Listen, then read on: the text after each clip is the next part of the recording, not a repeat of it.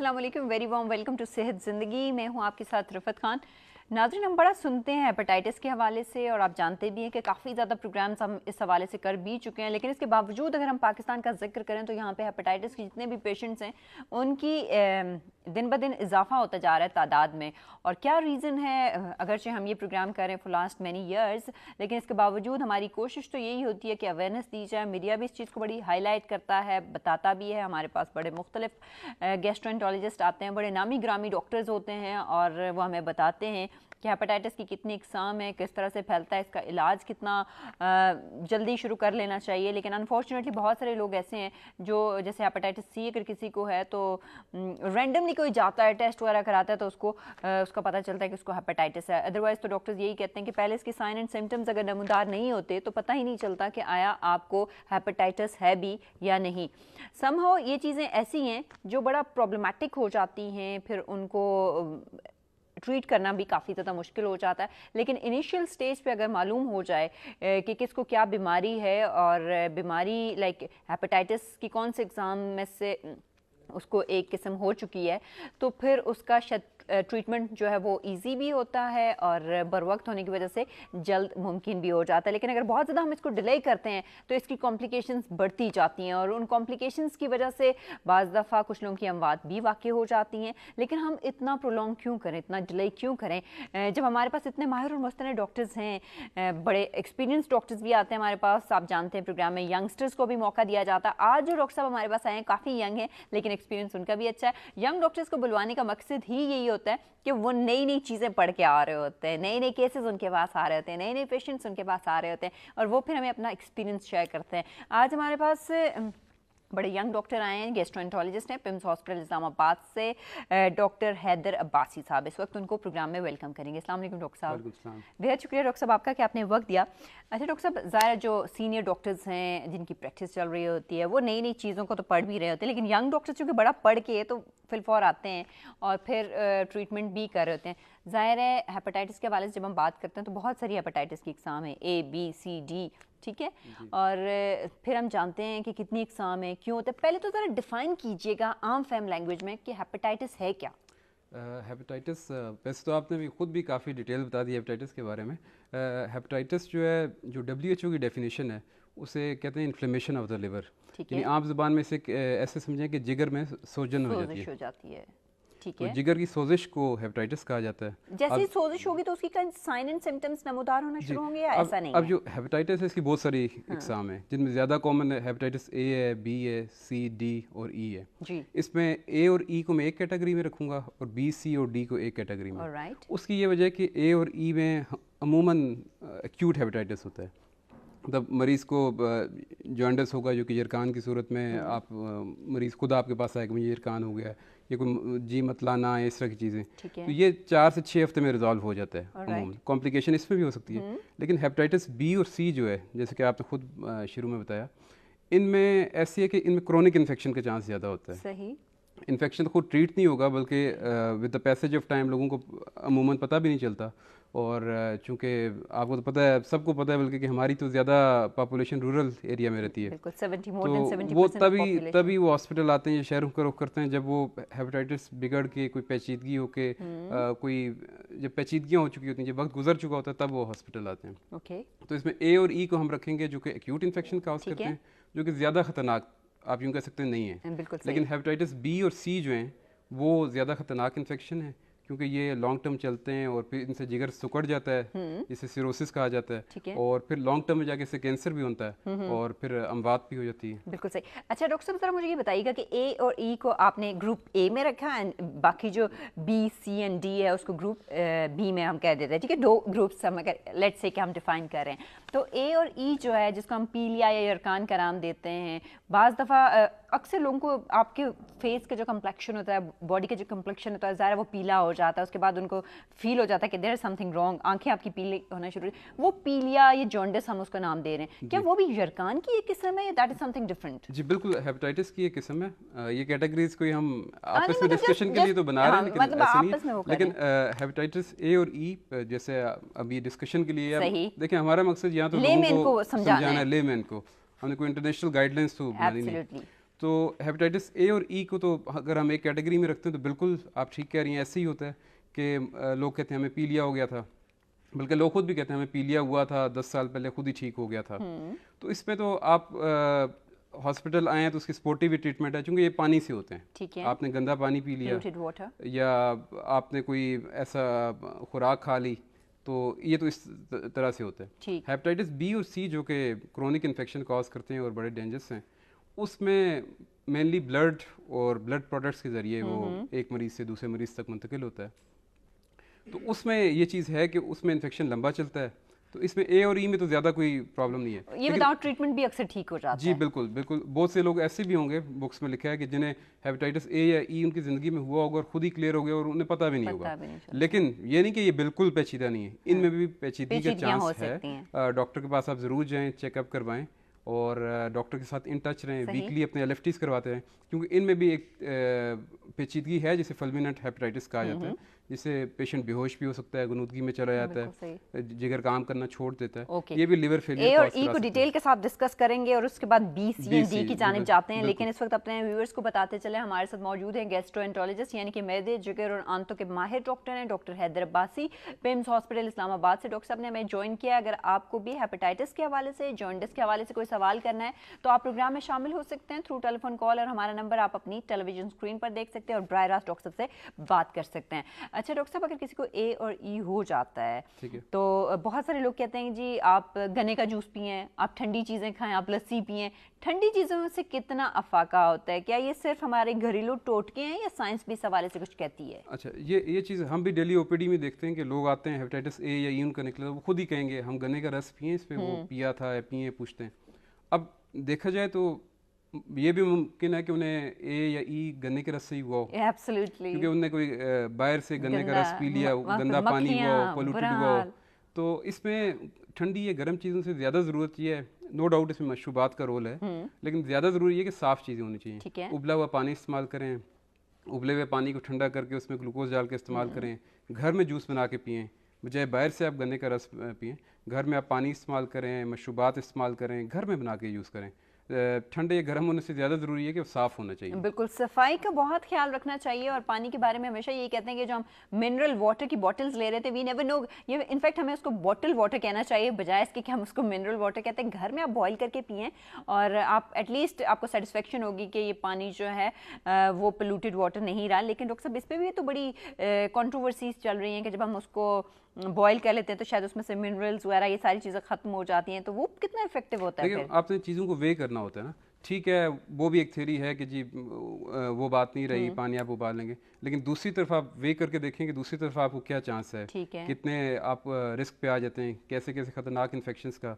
तो ये चीज़ें जब आप देखेंगे तो फिर आप मिनरल वाटर या फिर बॉइल्ड वाटर की तरफ ही जाएंगे। ओके, जो बच्चा पैदाइशी तौर पर, हमने देखा कि पैदाइश के कुछ दिनों बाद या कुछ घंटों बाद बच्चे को कहते हैं जी इसको जॉन्डिस हो गया, पैदाइशी जॉन्डिस हो गया, क्या वो भी ए और ई कैटेगरी में ही फॉल करता है? वो ए और ई नहीं होता, वो उसमें भी दो कैटेगरीज होती हैं। फिजियोलॉजिकल जॉन्डिस होता है जो कि हफ्ता 10 दिन में खुद क्लियर होता है, दूसरा पैथोलॉजिकल जॉन्डिस भी हो सकता है, उसमें प्रॉपर वर्कअप की ज़रूरत होती है। उसमें हम इस चीज़ को उसमें नहीं डालेंगे, वो एक अलग चीज़ है। ठीक है, that is entirely a different thing. और हेपेटाइटिस ए और ई में एक चीज़ मैं और ऐड करना चाहूँगा कि जहाँ आप मशरूबात यूज़ करें, कुछ आप डॉक्टर के पास जाएंगे वो आपको लिवर टॉनिक भी दे देगा, साथ आप वीकली अपने LFTs करवाते रहें, क्योंकि अगर with the passage of time आप देख रहे हैं कि आपका ALT सपोज 4000 आ गया, वो 3500 3000 हो रहा है, नीचे जा रहा है, डिक्रीजिंग ट्रेंड है, फिर तो ठीक है कि ये आते आते 4 से 6 हफ्ते में नॉर्मल हो जाएगा। लेकिन अगर आप देख रहे हैं कि कंडीशन वर्स हो रही है, गुनूदगी आ रही है मरीज़ में, या LFTs वर्सन हो रहे हैं, तो ऐसे में फिर आपको हॉस्पिटल में एडमिशन की ज़रूरत पड़ सकती है। ओके फाइन जी, इस वक्त प्रोग्राम आप देख रहे हैं सेहत ज़िंदगी, हमारे साथ मौजूद हैं गैस्ट्रोएंटरोलॉजिस्ट डॉक्टर हैदर अब्बासी। अगर डॉक्टर साहब से आप कुछ जानना चाहते हैं तो प्रोग्राम में शामिल हो सकते हैं टेलीफोन कॉल के जरिए। और डॉक्टर साहब ज़रा मुझे ये बताइएगा कि फॉर एग्जांपल अगर किसी को हेपेटाइटिस ए और ई है तो हमारे यहाँ बड़ा ट्रेंड है, ये तली हुई चीज़ें बड़ी खाई जाती हैं, पकोड़े समोसे, बाहर रेडियो पे जाके आप देखें तो चाट लोग खा रहे हैं, इस तरह की बहुत सारी चीज़ें खाते हैं, तो क्या ये मज़ीद हमारी बीमारी को एग्रीवेट करता है? जी बिल्कुल, जैसे मैंने पहले बताया कि हेपेटाइटिस ए और ई तो होता ही गंदे पानी या आलूदा खुराक की वजह से, बाहर से आपने कोई चीज़ खाई तो उससे हो गया। और तली हुई चीज़ें तो वैसे भी जिगर के लिए अच्छी नहीं है, ठीक है, और ज़ाहिर है इन्हें अवॉइड करना चाहिए। अवॉइड करना चाहिए। ओके, बहुत सारे पेशेंट्स हमारे पास आते हैं, फ़ोन करते हैं, बताते हैं, वो ये कहते हैं कि हमें तेज़ाबियत बड़ी होती है, मैदे में हम कुछ खाते हैं तो वापस बाहर की जाने बाहर आ होता है। तो हेपेटाइटिस ए ई में भी इस तरह की कोई साइन एंड सिम्टम्स हो सकते हैं, या वो मैदे की कोई अलग से डिफरेंट कोई बीमारी हो सकती है? ज़्यादातर तो ये मैदे की अलग से बीमारी होती है, जिसमें मैदे की सोजन हो जाती है जिसकी वजह से, और फिर रिफ्लक्स होता है, ये जो सिम्टम्स हैं। लेकिन ये है कि हेपेटाइटिस में भी ये अलामात आ सकती हैं। हेपेटाइटिस का यही तो एक उसमें ट्रिकी चीज़ है कि उसकी कोई अलग से ऐसी अलामात नहीं कि आप पहचान सकें। ठीक है, तो उसमें एक चीज़ जी मतलाना भी हो सकती है, लेकिन कोई ज़रूरी नहीं है। अच्छा, ये जो हेपेटाइटिस ए एन ई है, क्या इसकी भी कोई वैक्सीनेशन है, करानी चाहिए? हेपेटाइटिस ए की वैक्सीन बिल्कुल अवेलेबल है और लोग करवा रहे हैं, करवानी चाहिए। हेपेटाइटिस ई की वैक्सीन डेवलप तो हो चुकी है, लेकिन अभी वाइडली अवेलेबल नहीं है।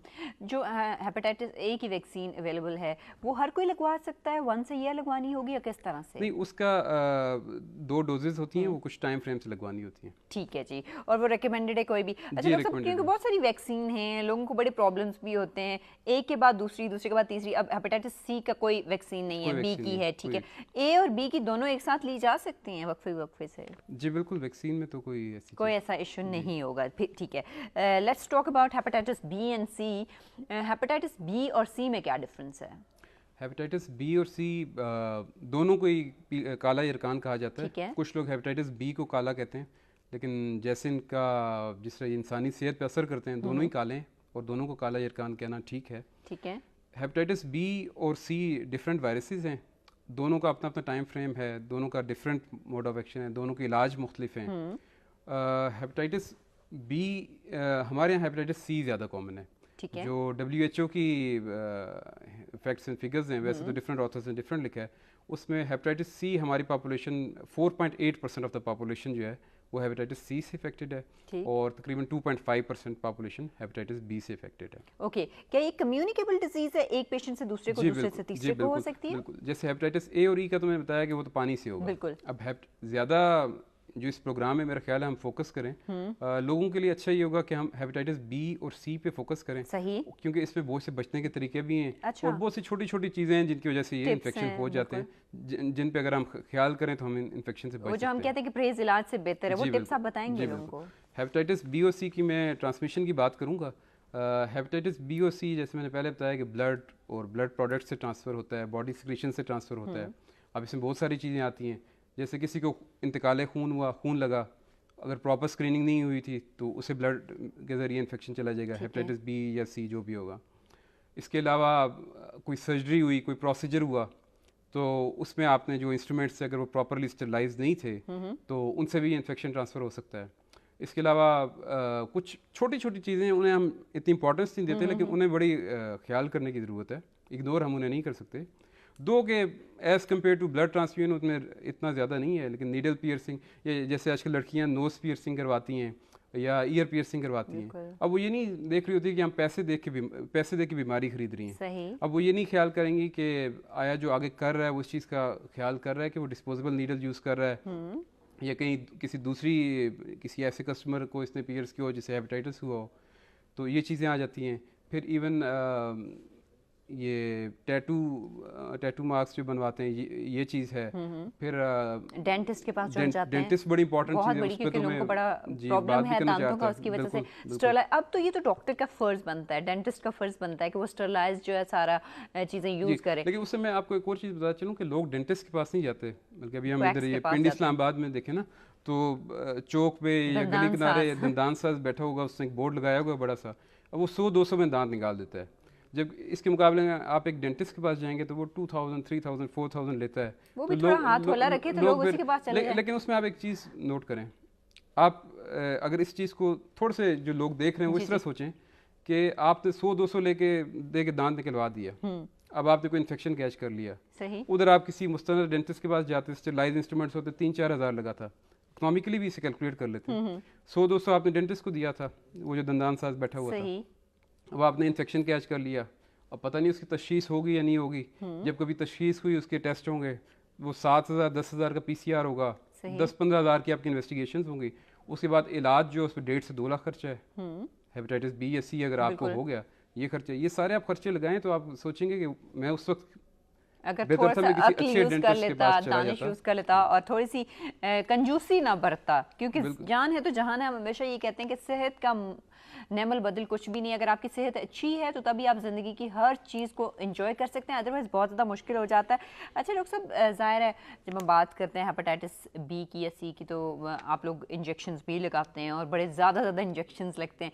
उन इंजेक्शंस की वजह से भी लोगों को बड़ा सफ़र करना पड़ता है, किसी के बाल गिर जाते हैं, किसी को बुखार बहुत तेज़ होता है, इसके अलावा उनके साइड इफ़ेक्ट्स भी बहुत होते हैं। एक तरफ तो चलो ठीक है हम हेपेटाइटिस से बच रहे हैं, लेकिन और बहुत सारी बीमारी होती हैं, क्या वो वक्ती होती हैं या उसके बाद ठीक हो जाते हैं? देखें, कोई भी चीज़ें, इवन एक डिस्प्रिन की गोली, उसके भी साइड इफ़ेक्ट तो होते हैं। और ये जो इतनी खुद सोचें हेपेटाइटिस बी या सी की ट्रीटमेंट है जो इतने सख्त किस्म के वायरस को ट्रीट करती है, तो ज़ाहिर है उसके भी साइड इफ़ेक्ट होंगे और होने भी चाहिए, जो इतनी सख्त ट्रीटमेंट है। ठीक है। अब हेपेटाइटिस बी की तो आपने जैसे पहले बताया कि वैक्सीन अवेलेबल है, तो ये जितना ज़्यादा हमारे यहाँ हेपेटाइटिस है सब लोगों को करवानी चाहिए हेपेटाइटिस बी की वैक्सीन, स्पेशली डॉक्टर्स, पैरामेडिक्स, ऐसे लोग जो जिनका आयरो सिरिंजेस से या खून से या इस तरह के लोगों से कांटेक्ट होता है, फैमिली में किसी को है तो बाकी लोगों को, इसकी तो आप वैक्सीन करवाएं। अगर वैक्सीन कराइए तो फिर इसका खतरा कम हो जाता है? जी बिल्कुल, क्योंकि हेपेटाइटिस बी की वैक्सीन अवेलेबल है। इसकी 3 डोजेज होती हैं जो कि 0, 1 और 6 मंथ्स पे लगती हैं। तो हेपेटाइटिस बी की तो वैक्सीन करवानी चाहिए सबसे इम्पोर्टेंट। हेपेटाइटिस सी की अनफॉर्चुनेटली अभी तक कोई वैक्सीन अवेलेबल नहीं है, इसी वजह से हमारे यहाँ ज़्यादा है। तो उसके इंजेक्शंस हैं, मेडिसिन्स हैं, अब तो मेडिसिन्स भी आ गई जी हैं। जी, हेपेटाइटिस बी की भी ट्रीटमेंट है हमारे पास, हेपेटाइटिस सी की भी है। पहले हेपेटाइटिस सी में हम इंटरफेरॉन्स यूज़ कर रहे थे, उसके बाद पैगलेटेड इंटरफेरॉन आ गए जिनका रिजल्ट उससे कुछ बेहतर था। अब उसके बाद एक नई ड्रग जो यहाँ पे लॉन्च हुई और अब बड़ी मशहूर हो गई है, हर बंदा ही कहता है कि हमें वो लिखी जाए, वो सपासोविर थी जो कि स्वाल्डी के नाम से आ रही है, वो यूज़ की जा रही है, उसके बड़े अच्छे रिजल्ट आए। बल्कि अब जो बिल्कुल नया ज़्यादा अच्छे रिजल्ट्स आ रहे हैं जो आजकल हम भी यूज़ करें, वो ट्रिपल रेजिमेन है। उसमें यह है कि स्वाल्डी टैबलेट और जो पैगलेटेड इंटरफेरॉन था, इन दोनों को मिक्स करते हैं, मतलब पेशेंट स्वाल्डी भी लेगा और साथ पैगलेटेड इंटरफेरॉन भी लेगा और जोलॉक्स भी लेगा। इस ट्रिपल रेजिम से एक तो ड्यूरेशन ऑफ ट्रीटमेंट आधा हो गया, पहले 6 मंथ्स इंजेक्शन लगते थे, इससे अब 3 मंथ्स की ट्रीटमेंट और रिजल्ट्स भी बहुत अच्छे हैं। रिजल्ट्स भी बहुत अच्छे हैं। इस वक्त हमारे पास मौजूद हैं जी पिम्स हॉस्पिटल इस्लामाबाद से गैस्ट्रोएंटरोलॉजिस्ट डॉक्टर हैदर अब्बासी साहब, जिनसे आज हम बात करें हेपेटाइटिस के हवाले से। अगर आप लोग भी हेपेटाइटिस से मुताल्लिक कोई सवाल करना चाहते हैं तो प्रोग्राम में शामिल हो सकते हैं। हमारा नंबर आप अपनी टेलीविजन स्क्रीन पर देख सकते हैं और बराह रास्त डॉक्टर साहब से बात कर सकते हैं। अच्छा डॉक्टर साहब, अभी आपने कहा कि पहले 6 मंथ ड्यूरेशन थी, अब 3 मंथ्स होगी, ठीक है। अब हर पेशेंट वो जो मेडिसिन हैं वो यूज़ कर सकता है या आप पेशेंट को देख के और जो बीमारी है उसकी सिवियरिटी को देख के तो ये डोजेस रेकमेंड करते हैं? बिल्कुल, पेशेंट को देख के और बहुत सारी इन्वेस्टिगेशंस होती हैं, वो सारी देख के ये किया जाता है। क्योंकि आपको पता है कि जैसे मैंने पहले बताया, जब हेपेटाइटिस सी हुआ उसका कुछ आउटकम आना है। अगर आउटकम ये हुआ कि जिगर सिकुड़ चुका है, सिरोज हो चुका है, उसमें तो आप इंटरफेरॉन लगा ही नहीं सकते। डिकम्पनसेट अगर लीवर कर चुका है तो फिर आप तो सिर्फ पहले हमारे पास ये था कि जिन लोगों का जिगर सिकुड़ के और पेचीदगियाँ सामने आ चुकी होती थी, डिकम्पनसेटेड लिवर डिजीज़ जिसे कहते हैं, उसमें हम इंटरफेरॉन यूज़ नहीं कर सकते। ठीक है। तो उनमें तो सिर्फ आपने जो ओरल टैबलेट आई है स्वाल्डी, ये और राइबाविरिन यूज़ करनी है, इसमें तो 6 मंथ से ड्यूरेशन होगी। Okay fine. वो पेशेंट्स जिनमें हम इंटरफेरॉन यूज़ कर सकते हैं उनमें पैगलेटेड इंटरफेरॉन और स्वाल्डी का 3 मंथ्स का कॉम्बिनेशन। Okay fine. डॉक्टर साहब एक कॉलर है हमारे साथ, उनसे बात करेंगे जी। अस्सलाम वालेकुम। वालेकुम अस्सलाम, वकास मलिक बात कर रहा हूँ रावलपिंडी से। जी वकास, क्या पूछना चाहेंगे आप डॉक्टर साहब से? सबसे पहले मैं ये पूछना चाहूँगा कि मैंने कल टेस्ट करवाए हैं अपने, उसमें हेपेटाइटिस सी डायग्नोज हुआ है। अच्छा। तो मुझे ना कल मैं एक डॉक्टर के पास गया था और कुछ मैं बड़ा सख्त परेशान भी था। तो परेशान क्यों थे? खैरियत? बस कि हेपेटाइटिस सी हो गया, अब क्या होगा? Oh no need to worry, I think आपके डायग्नोज हो गया। तो वैसे जो रिपोर्ट्स आई हैं डॉक्टर साहब से शेयर कीजिएगा कि क्या उसमें क्या रिपोर्ट्स आई हैं, फिर ताकि डॉक्टर साहब आपको बता सकें। रिपोर्ट्स तो मैंने कल ली थी, तो मेरे घर में पड़ी हुई हैं। ठीक है। तो मैं अभी ऑफिस में बैठा था तो बस वैसे चैनल में ट्यून कर रहा था, तो इसमें सेहत जिंदगी और फिर मैंने थोड़ा सा सवाल सुन लिया। तो मैं ये पूछना चाह रहा था कि कल जो मैंने कुछ लोगों से, दोस्तों से डिस्कस किया कि अब कुछ कह रहे हैं कि इंजेक्शन लगवाना चाहिए, कुछ कह रहे हैं अब टैबलेट्स आ गई हैं और ये कभी ठीक भी होगा, मतलब परमानेंटली ठीक हो जाता है, नहीं होता। ठीक है। तो मैंने कहा मैं जरा डॉक्टर साहब से पूछ लूं कि क्या एडवाइस करेंगे ये। ऑलराइट, डॉक्टर साहब आप इनसे कुछ जानना चाहेंगे वकास साहब से? मैं ये पूछना चाहूँगा, जो आपने टेस्ट करवाया था वो सिंपल ब्लड टेस्ट था या पीसीआर करवाया था आपने? नहीं, ब्लड टेस्ट करवाया अभी। सिंपल जो है हेपेटाइटिस सी का इनिशियल स्क्रीनिंग टेस्ट है वो करवाया। वो डॉक्टर साहब कह रहे थे कि अभी पता नहीं ये आगे जाना है पीसीआर की तरफ। आपकी एज कितनी है? मैं 29 ईयर्स। ठीक है जी, बहुत बहुत शुक्रिया वकास साहब आपका कि आपने कॉल किया। आपके सवाल का जवाब डॉक्टर साहब से लेते हैं। जी डॉक्टर साहब। जैसे कि इनकी एज 29 ईयर्स बता रहे हैं, यंग पेशेंट हैं, तो कम ही चांसेस हैं कि डिकम्पनसेटेड हो। मेरा ख्याल है कि ये एक कंपनसेटेड ही होगा, लेकिन अभी तो खैर स्क्रीनिंग पे पॉजिटिव आया। सबसे पहली चीज़ तो हम इसमें PCR करवाएंगे। ठीक है। PCR पे हम अमाउंट देखेंगे, क्वांटिटी देखेंगे। मैंने रिकमेंड करूँगा ये अपना HCV PCR क्वान्टिटेटिव करवाएं, ताकि उसमें जरासीम की तादाद पता चल सके। अगर जरासीम की तादाद ज़्यादा होगी, हम इनका अल्ट्रासाउंड करवाएंगे, बेसलाइन इन्वेस्टिगेशंस करवाएंगे। अगर कोई प्रॉब्लम नहीं होगा, अगर लिवर डिकम्पनसेटेड नहीं है, जो कि इनकी एज में अनलाइकली है, तो इनके लिए ट्रिपल रेजीन, जो मैं अभी पहले बात कर रहा था, वो बेस्ट रहेगी। और जहाँ तक ये कह रहे थे कि इंजेक्शन लगवाने चाहिए या टैबलेट्स, तो ट्रिपल रेजीम में तो आपको इंजेक्शन भी लगाना पड़ेगा और टैबलेट भी खानी पड़ेगी। लेकिन ये अच्छी बात है कि ये देखें, ड्यूरेशन ऑफ ट्रीटमेंट आधी हो जाएगी। सही। अगर सिर्फ इंजेक्शन लगवाएंगे वो भी 6 मंथ्स का है, सिर्फ टैबलेट खाएंगे वो भी 6 मंथ्स का है। लेकिन इस तरह दोनों को मिला के 3 मंथ्स की ट्रीटमेंट हो जाएगी। और इसके अलावा ज़्यादा फ़ायदा ये है कि ये स्टडीज़ में प्रूवन है कि इसका जो ट्रिपल रजीम का, यानी इंजेक्शन और टैबलेट्स मिक्स करके जो रजीम है, इसका result as compare to injections या टैबलेट्स वो ज़्यादा बेहतर है। Okay fine. और जब ये ट्रीटमेंट ले रहा होता है एक पेशेंट, तो उसमें साथ साथ आप उसको क्या सजेस्ट करते हैं कि और क्या उसको एहतियात करनी चाहिए? एक तो ये है कि हेपेटाइटिस C की ट्रीटमेंट, ख़ासकर ये जब आप राइबाविरिन और इंटरफेरॉन ले रहे हैं, तो इसमें बड़ा ज़रूरी है कि चाहे मेल पेशेंट है या फीमेल, इसमें हमल बिल्कुल नहीं होना चाहिए। इवन ट्रीटमेंट छोड़ने के 6 माह बाद तक भी हमल नहीं होना चाहिए। ठीक है। दूसरी चीज़ ये है कि अपना ब्लड CP मंथली करवाएं, LFTs मंथली करवाएं, और हर मंथ अपने डॉक्टर को अपने बेसलाइन इन्वेस्टिगेशन चेक करवाते रहें, क्योंकि साइड इफ़ेक्ट्स का चांस होता है। सफ़ेद खून की कमी हो सकती है, सुर्ख खून की कमी हो सकती है, तो उस हिसाब से डॉक्टर का एडवाइस करता है कि इसे कंटिन्यू करना है या इसे रोकना है या क्या करना है। ठीक है। एक और कॉलर इस वक्त हमारे साथ ज्वाइन कर चुके हैं जी हमें। अस्सलाम वालेकुम।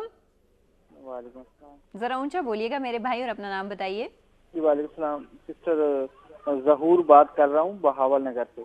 जी ज़हूर साहब, क्या पूछना चाहेंगे डॉक्टर साहब से आप? सिस्टर मैं ये पूछना चाहता हूँ कि मुझे हेपेटाइटिस C था और मैं 2 बार हेपेटाइटिस C के इंजेक्शन लगवा चुका हूँ, लेकिन फिर भी पॉजिटिव आया जी। ठीक है। तो मैं कह रहा हूँ कि मुझे इसके बाद इंजेक्शन लगवाना चाहिए या ख़त्म कर दूँ, ना लगवाऊँ? ओके जी, बहुत बहुत शुक्रिया आपकी कॉल करने के लिए। कुछ पूछना चाहेंगे ज़हूर साहब से? ऑनलाइन है तो ज़हूर साहब जरा जवाब दीजिएगा डॉक्टर साहब को। जी जी। ज़हूर साहब, आपकी उम्र कितनी है? जी मेरी 32 ईयर। अच्छा, ये बताएं, जो आपको टीके 2 दफ़ा लगे हैं, ये एक दफ़ा 72 टीके और एक दफ़ा 24 टीके लगे हैं, ऐसे ही है? नहीं जी, फर्स्ट टाइम भी 72 लगे हैं, सेकंड टाइम भी 72 लगे हैं। अच्छा, दोनों टाइम 72 लगे हैं, ठीक है। और दूसरा ये बताएं, कभी खून की उल्टी हुई हो, काला पखाना आया हो, या कभी आप हाँ, ये काला पखाना वगैरह तो आता रहा है, लेकिन खून की उल्टी वगैरह नहीं आती थी। लेकिन वो ऐसे दिल खराब होता है, उल्टी आती है। अच्छा, वो पीला कभी पेट में पानी तो नहीं पड़ा? जी नहीं। चलो ठीक। ओके जी ज़हूर साहब, बहुत बहुत शुक्रिया। डॉक्टर साहब ज़हूर साहब के सवाल का जवाब लेंगे, लेकिन इस वक्त हो रहा है ब्रेक का। ब्रेक लेते हैं, ब्रेक से जैसे ही वापस आएंगे ज़हूर साहब आप प्रोग्राम देखते रहिए, आपके सवाल का जवाब लेते हैं, लेकिन इस वक्त एक ब्रेक।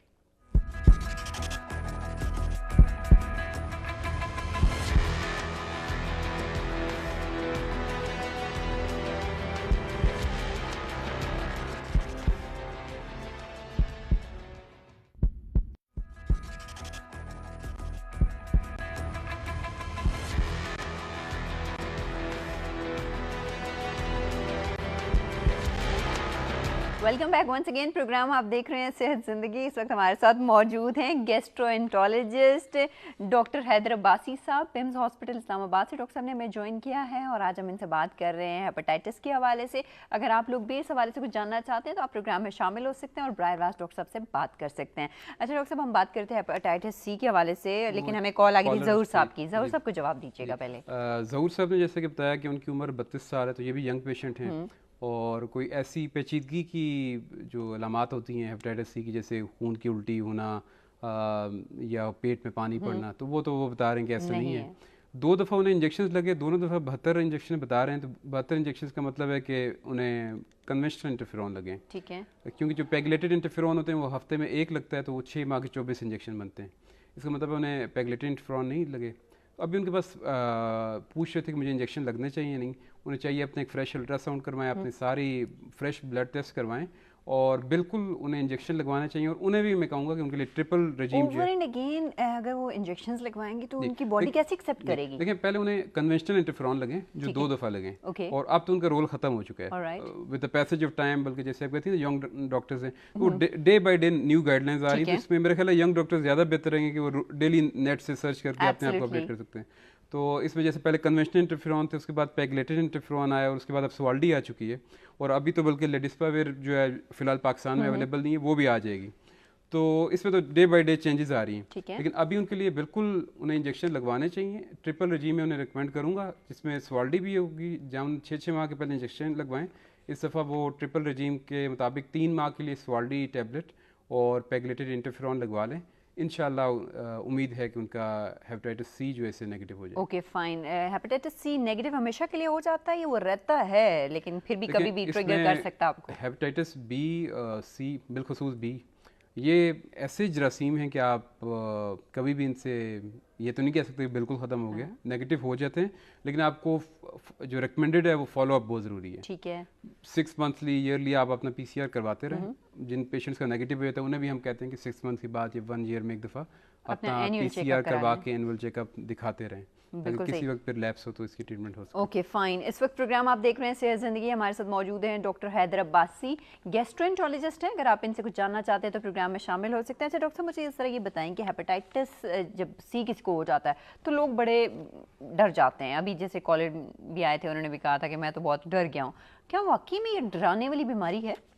अगर तो आप एक ऐसा पेशेंट देखते हैं जिसमें हेपेटाइटिस सी की पेचीदगियाँ आ चुकी हैं, जैसा कि जिगर सिकुड़ गया, पेट में पानी पड़ गया, खून की उल्टी हो रही है, पाखाना काला आ रहा है, गुनूदगी में जा रहा है, कैंसर बन रहा है, तो वो तो वाकई एक डरा देने वाला सीन होता है। लेकिन वो एंड स्टेज है, एंड स्टेज लिवर डिजीज़ होता है जब भी होता है। अगर आप बिल्कुल इम्पॉर्टेंट ये है कि शुरू में इसकी तशखीस हो जाए और इसका बर वक्त इलाज हो जाए, तो ज़ाहिर इन पेचीदगियों से बचा जा सकता है। तो मैं यही कहूँगा कि बजाय अभी डरने के, अभी आप इस बात पे शुक्र अदा करेंगे तशखीस हो गई, इसका मुकम्मल इलाज करवाएं ताकि उस ड्राउनी पिक्चर से आप बच सकें। Okay fine. घर में अगर किसी एक शख्स को हो जाए हेपेटाइटिस बी और लेट्स से सी, तो क्या बाकी पे जो लोग हैं घर के अफराद, उनको भी अपने टेस्ट करवाने चाहिए? जी, बाकियों को भी टेस्ट तो करवाना चाहिए, और बी की तो वैक्सीनेशन भी करवानी चाहिए। वो ऐसे कि वैसे तो मैंने आपको बताया कि खून से और सिक्रेशन से ट्रांसफ़र होता है, सेक्सुअली भी इसकी ट्रांसमिशन है, तो फिर ज़ाहिर मियाँ बीवी में भी है। तो वैसे भी हो सकता है एक, जैसे मैंने कहा था, नोज पियर्सिंग, ईयर पियर्सिंग, फिर मुझे वो जो ड्रग एडिक्ट्स होते हैं वो सिरिंज का बड़ा इस्तेमाल करते हैं। घर में कोई आपको एक बंदे को है, उससे कोई वुंड हुआ, इंजरी हुई, दूसरे को ब्लड लग गया, तो चांस तो इसरा होता है। और ब्लड जब डोनेट करें तो जरूर अपने, अब तो मेरे ख्याल में हॉस्पिटल्स पहले उनकी पूरी चेकअप करते हैं, स्क्रीनिंग करते हैं, देन वो लेते हैं। अच्छा डॉक्टर साहब, जब आपने डेफिनेशन की थी इसकी हेपेटाइटिस की, तो आपने कहा था जिगर में इन्फ्लेमेशन हो जाती है। अब हेपेटाइटिस सी की जब आप बात करें तो इसमें आपने कहा कि सुकड़ जाता है। जी, पहले इन्फ्लेमेशन बाद में सुकड़ना, ये क्या है? जैसे कि हेपेटाइटिस में तो सूजन हो गई, जिगर में इन्फ्लेमेशन आ गई, रिजॉल्व कर गई तो खत्म हो गया, क्लियर हो गया इन्फेक्शन। लेकिन जो क्रोनिक इन्फेक्शन है वो इसे खत्म नहीं होने देता। अब उसका इन्फ्लेमेशन के बाद नेक्स्ट स्टेजेस आते हैं। स्टेजेस में फिर ये सिरोसिस की तरफ जाता है, लिवर सिरोज हो जाता है, और जिसमें कह रहा हूँ सुकड़ जाता है। उसके बाद इसमें कैंसर भी बन जाता है। तो ये क्रोनिक इन्फेक्शन को ही बेसिकली डिफाइन करता है कि वो आगे चलते हुए ये पेचीदगियां। और अगर हेपेटाइटिस के साइन एंड सिम्टम्स कुछ लोगों को नहीं होते ही नहीं है, पता ही नहीं चलता, किसी को अगर दर्द तकलीफ हो जाती है, तो ये ब्लेसिंग इन डिस्गाइज हम कह सकते हैं कि है कि वो जाके अपना चेकअप करा लेता है। अब अगर ट्रीटमेंट जैसे ट्यूबरक्लोसिस का हम जिक्र करें तो वो कहते हैं उसके बीच में आपने वक्फा नहीं देना। क्या इसका भी इस तरह से रेगुलरली ट्रीटमेंट लेना होता है? इतने अरसे के लिए उसमें आप गैप नहीं दे सकते, और अगर दे दें तो उसके क्या नुकसान हो सकते हैं? देखें, पहले जो कन्वेंशनल इंटरफेरॉन होते थे उसमें 72 टीके लगते थे, यानी वीक में 2, हर तीसरे दिन आपको, वो बड़ा ट्रबल सम हो जाता था पेशेंट के लिए। ठीक है। अब जो पेगलेटेड इंटरफेरॉन है, हफ्ते में सिर्फ एक इंजेक्शन लगना है, और सवाल्डी टैबलेट खाने में तो मेरे ख्याल है कोई ज़्यादा प्रॉब्लम नहीं होता, घर में खाना ईजी है। तो एक तो इसमें वो चीज़ ख़त्म हो गई, आसान हो गया कि आप हफ्ते में एक इंजेक्शन लगवा लें, और 3 माह या 6 माह जो भी आपका रेजिमेन उसके मुताबिक चलेगा। तो इसमें भी बिल्कुल आपने बाकायदगी से वो लगवाने होते हैं और अपना कोर्स पूरा करना होता है। और इसमें ज़ाहिर है जब हफ्ते में एक इंजेक्शन लगना है, 1-2 दिन आगे पीछे करने से कोई ज़्यादा फ़र्क नहीं पड़ता, तो इसमें कोई ज़्यादा आपको चांस भी नहीं कि आपको प्रॉब्लम हो। Okay fine. हम ये सुनते हैं कि पेट में पानी पड़ गया जी, जिगर में पानी पड़ गया, वैसे बताइएगा कि पानी पड़ता कहाँ है, और क्या वो हेपेटाइटिस सी में ही पड़ता है, या बी में भी पड़ सकता है, ए में भी पड़ सकता है, ई में भी पड़ सकता है? पेट में पानी पड़ जाना, जिसे मेडिकल की टर्म्स में असाइटिस कहते हैं, इसकी बहुत सारी वजूहत हैं। दिल के मसले में भी पड़ सकता है, पेट सूज जाता है, आप अल्ट्रासाउंड कराते हैं, डॉक्टर को चेक करवाते हैं, पता चलता है पानी है। गुर्दों की बीमारी में भी पड़ सकता है, लेकिन टीबी में भी हो सकता है, कुछ इन्फेक्शन भी हैं, कैंसर में भी हो सकता है। लेकिन जिगर के साथ इसकी एसोसिएशन बहुत ज़्यादा है, पेट में पानी पड़ जाता है और ये होता है ऐसे कि जिगर जब सिकुड़ना शुरू कर देता है, जिगर अब तक काम करना छोड़ देता है। तो चाहे वो हेपेटाइटिस बी की वजह से हो, सी की वजह से हो, या मैं ये बात भी करता चलूँ कि कुछ ऐसी कंडीशंस हैं कि हेपेटाइटिस बी सी के अलावा भी जिनसे जिगर सिकुड़ जाता है, जिन्हें हम ऑटो इम्यून डिजीज़ कहते हैं, उनमें भी जिगर सिकुड़ जाता है। जब जिगर सिकुड़ जाएगा, काम करना छोड़ देगा, अपने सिंथेटिक फंक्शन छोड़ देगा, एल्ब्यूमिन नहीं बनेगा, तो उसमें फिर ये पेट में पानी पड़ जाता है। एक और कॉलर है डॉक्टर साहब, उनको भी ले लें। अस्सलाम वालेकुम जी। अस्सलाम वालेकुम। वालेकुम सलाम जी, कौन सा बात कर रहे हैं? नादिर साहब हवाले से। जी नादिर साहब, आप क्या पूछना चाह रहे हैं डॉक्टर साहब से? मेरी वाइफ को हेपेटाइटिस बी है। सी बी ई जी। अच्छा, हेपेटाइटिस ई फॉर एलिफेंट। मेरे ख्याल बी कह रहे हैं। समझ में आ रही है। बी है, बी जी बी जी। और कितने अरसे से उनको? तकरीबन 5-6 महीने से। 5-6 महीने से, ठीक है। और कोई ट्रीटमेंट ले रही है वो? नहीं, गए थे उन्होंने, वो प्रेगनेंसी के बच्चा पैदा होने के बाद अभी 7 तारीख को बेटा पैदा हुआ मेरा। अच्छा, बेटा पैदा हो गया, तो अभी उनकी तबीयत ठीक है? ठीक है। अच्छा जी, आप जरा लाइन पे रहिएगा, डॉक्टर साहब से पूछूंगी अगर वो आपसे कुछ जानना चाहें। जी डॉक्टर साहब। अच्छा, उनका कोई कुछ टेस्ट करवाए थे आपकी बेगम साहिबा के हेपेटाइटिस के हवाले से? तो दवा भी है। अच्छा, बस कुछ और टेस्ट करवाए थे या सिर्फ हेपेटाइटिस बी का टेस्ट करवाया था? जी, हेपेटाइटिस बी के अलावा और कोई टेस्ट करवाए थे आपकी बेगम के? नहीं, और नहीं करा। ओके जी, बहुत बहुत शुक्रिया आपकी कॉल करने का। आपके सवाल का जवाब हम लेते हैं जी। अच्छा, हेपेटाइटिस सी जो है उसकी ट्रीटमेंट ज़ाहिर है इंजेक्शन वगैरह हैं, लोग डरते हैं उससे, लेकिन वो थोड़ी सी आसान है। हेपेटाइटिस बी की ट्रीटमेंट बहुत ट्रिकी है। ओके। वो इसलिए कि जो जीपीज़ होते हैं, सारे डॉक्टर्स तो सारे अपने जैसे अच्छा ही कर रहे होते हैं, वो शायद इंजेक्शन रेकमेंड करने से थोड़ा डरते हैं, तो वो जल्दी जल्दी इंटरफेरॉन की तरफ नहीं जाते, वो स्पेशलिस्ट को रेफर करेंगे। ओके। हेपेटाइटिस बी में चूँकि हमारे यहाँ ओरल टैबलेट अवेलेबल है, इंटेकावीर या टिनोफाविर है, लेमिडोन भी चल रही थी, तो वो बस जो पेशेंट टेस्ट लेके आया उसे लिख देते हैं इंटेकावीर शुरू कर दो। हालांकि आप अगर हेपेटाइटिस बी की ट्रीटमेंट की गाइडलाइंस पढ़ें तो वो बड़ी मुश्किल भी हैं और बहुत ट्रिकी हैं। उसमें बड़े बड़े डॉक्टर बड़ा सोच के करते हैं कि आप क्या करना चाहिए, आपस में डिस्कस करते हैं कि आप क्या करना चाहिए, क्योंकि हेपेटाइटिस बी की ट्रीटमेंट के दौरान बहुत से हेपेटाइटिस बी की लाइफ साइकिल के फेजेस हैं। तो आपको सबसे पहले तो ये डिफाइन करना होता है कि इस वक्त हेपेटाइटिस बी का कौन सा फेज चल रहा है इस पेशेंट में। उसमें सबसे पहले पीसीआर करवाना होता है, हेपेटाइटिस ई एंटीजन, ई एंटीबॉडी करवानी होती है। वो देख के आप एएलटी देखते हैं, वो चीज़ें देख के आप देखते हैं। जैसे फॉर एग्जांपल एक मैं एग्जांपल दूंगा, इम्यून टॉलरेंस फेज है हेपेटाइटिस बी, उसमें आपको डीएनए बहुत ज़्यादा मिलेगा, पीसीआर बहुत हाई लोड होगा, ठीक है, एएलटी उसमें नॉर्मल होगा, ऑलराइट, ठीक है। अब इतना हाई वायरल लोड है जिसे देख के आप शायद डर जाएंगे, उसमें आपने ट्रीटमेंट नहीं करनी होती, सही, आपने टाइम देना होता है, जस्ट वेट एंड सी। आप 3 to 6 months आप उसका एएलटी और पीसीआर करते हैं, क्योंकि चांसेस होते हैं कि वायरस खुद भी क्लियर हो जाए, कुछ लोगों में खुद भी क्लियर हो जाए है, और उस दौरान ट्रीटमेंट का कोई फ़ायदा नहीं है। ऑलराइट। तो ये चीज़ तो बड़ी, सबसे पहले तो ये है कि किसी प्रॉपर गैस्ट्रोएंटरोलॉजिस्ट, हेपेटोलॉजिस्ट के पास जाएं, ठीक है। दूसरा चीज़ जो इनका सिनेरियो था कि वो प्रेग्नेंट थी उस वक्त, तो उसमें फिर ये है कि जो लास्ट 3 months हैं प्रेगनेंसी के, लास्ट ट्राइमेस्टर जो है, उसमें स्टडीज़ हैं कि आप लेमिडोन यूज़ कर सकते हैं। और उससे ज़्यादा इंपॉर्टेंट ये है कि चूंकि ये ब्लड से ट्रांसमिट होता है तो ऑब्वियसली मदर से बच्चे को भी आ जाएगा। उसमें जो रिकमेंडेड है, अब पता नहीं, जो मैं इनसे पूछना चाह रहा था लेकिन सही आवाज़ नहीं आ रही थी, कि बच्चे को फ़ौरन विद इन 72 hours इम्यूनोग्लोबुलिन्स लगने चाहिए, उसकी वैक्सीनेशन होनी चाहिए, एक्टिव एंड पैसिव दोनों वैक्सीनेशन करते हैं ऐसे केस में। अब वो पता नहीं हुई है या नहीं हुई, जिस तरह वो बता रहे थे मुझे लग तो नहीं रहा था। तो बहरहाल अभी इस वक्त उन्हें ये चाहिए कि जल्द अज जल्द किसी हॉस्पिटल में आए, गैस्ट्रोएंटरोलॉजिस्ट, हेपेटोलॉजिस्ट, मेडिकल स्पेशलिस्ट से कराएं और बच्चे का भी साथ ही, और दोनों के टेस्ट करवाएं और देखेंगे अभी वो किस। एक और कॉलर हमें ज्वाइन कर चुके हैं जी, पाकपतन से, उनसे बात करेंगे। अस्सलाम वालेकुम। वालेकुम सलाम जी, अपना नाम बताइए प्लीज। मुश्ताक बात पाकपतन से। मुश्ताक साहब, क्या पूछना चाह रहे हैं आप डॉक्टर साहब से? डॉक्टर साहब से ये पूछना चाह रहा था कि मैं इंजेक्शन लगवा रहा हूँ हेपेटाइटिस सी के। इंजेक्शन लगवा रहे हैं? जी। कितने इंजेक्शन लगवा चुके हैं? नहीं, पहले नहीं लगवाए। ओहो, I am so sorry Mushtaq साहब, आपका राबिता हमसे मुनक़ता हो गया। आप दोबारा कॉल करने की कोशिश कीजिएगा। इस वक्त हमारे साथ मौजूद हैं गैस्ट्रोएंटरोलॉजिस्ट पिम्स हॉस्पिटल इस्लामाबाद से डॉक्टर हैदर अब्बासी। डॉक्टर साहब, आई थिंक ये पूछना चाह रहे थे कि डॉक्टर ने इनको सजेस्ट किया है इंजेक्शन, तो क्या इनको लगवाने चाहिए या नहीं? बिल्कुल लगवाने चाहिए, इंजेक्शन से बिल्कुल लगवाने चाहिए। एक चीज़ पे देख रहा हूँ कि पेरिफेरी में अभी भी कुछ लोग कन्वेंशनल इंटरफेरॉन रेकमेंड करते हैं, तो अब तो उनका यूज़ ख़त्म हो चुका है, क्योंकि अब पेगलेटेड इंटरफेरॉन और उससे स्वाल्डी, तो चलें अगर स्वाल्डी नहीं तो कम से कम पेगलेटेड इंटरफेरॉन का उसकी ये होगा कि आप देखें आपको वो इंजेक्शन अगर डॉक्टर ने रिकमेंड किए जो हफ्ते में 1 लगता है तो उस तरफ जाएं। जो हफ्ते में 2 लगते हैं उन इंजेक्शन का अब ज़्यादा फ़ायदा नहीं है, वो पुराने हो चुके हैं। तो जो पेगलेटेड इंटरफेरॉन होते हैं हफ्ते में 1 लगता है, 6 माह के लिए 24 टीके होते हैं, वो लगवाएं। अच्छा, ये जो जितने भी गवर्नमेंट के हॉस्पिटल्स हैं इनमें डायग्नोस्टिक सेंटर हैं, और क्या वहाँ पे आम शख्स जाए, क्योंकि इसके बड़ा एक्सपेंसिव ट्रीटमेंट होता है, तो वो एक जो गरीब शख्स है जो अफोर्ड नहीं कर सकता उसको किस तरह से ट्रीटमेंट कराना होता है वहाँ पे? जो बेसिक टेस्ट हैं, बेस लाइन LFT CP वगैरह या अल्ट्रासाउंड, ये तो हो जाते हैं। ठीक है।